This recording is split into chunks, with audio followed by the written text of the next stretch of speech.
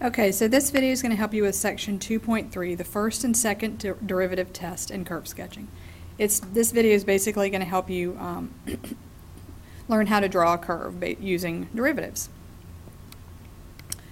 The general approach we're going to be using is using what we know. Remember, we know that a first derivative gives us the slope of the tangent line. Second derivative gives us the concavity. So a lot of times that's enough information, using that and using the intercepts, to be able to make a really educated guess at what a graph looks like. One of the main things we're going to be looking for when we're graphing these curves is the critical values. Critical values basically tell us where the graph changes from increasing to decreasing. Like, for example, critical values a lot of times are maximum and minimum values, or relative maximum, relative minimum values. That's where a graph, do you see how this graph is changing from decreasing to increasing at this minimum, and it's changing from increasing to decreasing at this maximum? That can be really helpful when you're drawing a graph. And one thing we want to keep in mind is, remember, at this point, at this minimum value, the tangent line here is horizontal. So we know the slope of the tangent line, or the derivative, has to be, whoops, not f prime of x, f prime of negative 2 has to be 0. And do you see that the derivative here of negative 0.4 is undefined? There is no derivative because there's more than one tangent line. So if we can find the derivative and find the values where the derivative is 0 or where the derivative is undefined, that can tell us a lot about the graph. So that's why our critical points are so critical. So in this video, we're going to be using the first derivative test to graph our curve. And the first derivative test is just what it says. It's basically, if you take a function and find the first derivative of it, that first derivative tells you the slope of the tangent line. So we know that at the critical points, at the maximum and minimum values, the slope of the tangent line is going to be 0. Also, at these inflection points, do you see that the slope of the tangent line is 0? So if you find the derivative and set the derivative equal to 0, you can find all of your critical points, and a lot of times you can determine a lot from that, and you can kind of read through what these mean, but hopefully when we work the problem, this will start to make a little bit more sense to you. So for example, if you're given a function, f of x equals x cubed minus 3x, and you're asked to find what the local maximum and local minimum points are. What we're going to do is first find the derivative, f prime of x, which in this case is going to be 3x squared minus 3. So remember, the derivative, or the slope of the tangent line,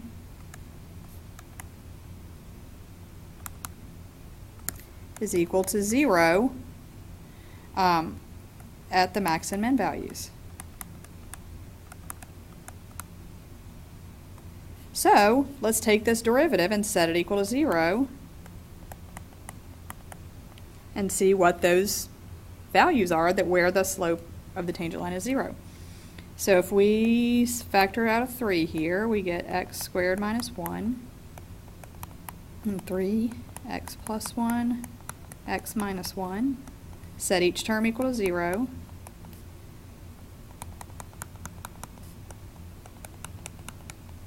Then we see that x is going to be equal to negative 1 and positive 1.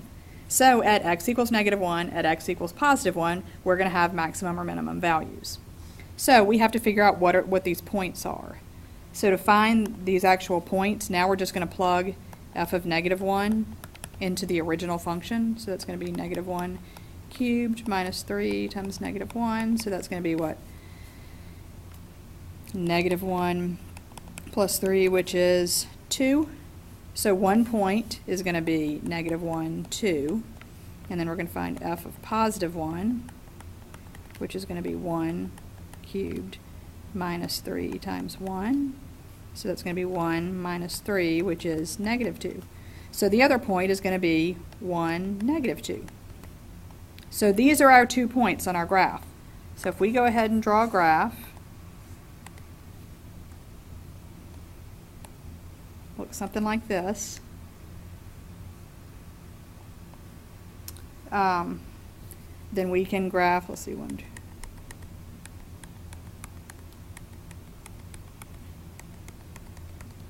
We know that we've got critical points at -1, 2,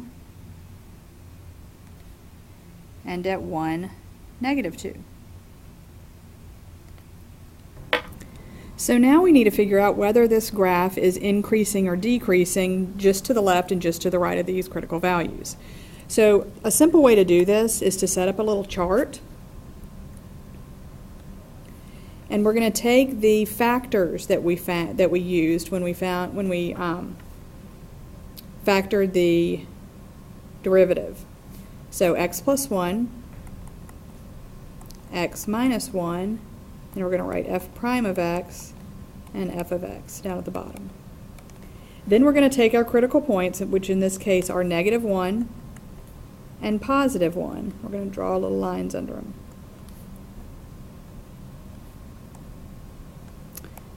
And we're just going to do a really quick plus or minus chart. So we're going to pick a number anywhere that's anything less than -1. So for example, if you pick -2, you're going to plug -2 in for x here. So -2 plus 1. -2 plus 1 is still negative. -2 minus 1. -2 minus 1 is also negative. Then, in the f prime of x category, you're going to say negative times negative makes a positive. Now, now we're going to pick a number between -2, -1 and +1. So an easy one would just be 0. So if we pick 0, we're going to say 0 plus 1 is positive, 0 minus 1 is negative. Positive times negative makes negative. And then lastly, we're going to pick a number greater than 1, which is going to be, for example, 2. And we're going to say 2 plus 1. 2 plus 1 is positive, that's going to be 3. 2 minus 1 is also positive. Positive times positive makes a positive. So now you're going to look at the f prime of x category. When the derivative is positive, remember the slope of the tangent line is positive, the graph is increasing. When the derivative is negative, the graph is decreasing. And when the derivative is positive again, the graph is increasing. So now we know that between -infinity and -1, this is going to be increasing. Between -1 and +1, it's going to be decreasing. And between 1 and infinity, it is going to be increasing again. So we can connect the dots using what we know. From everything less than -1 is going to be increasing, so it must be this must make this a maximum. Then it decreases to +1, and then it increases again. So then, do you see that you can do a quick sketch of the graph? That is the first derivatives test.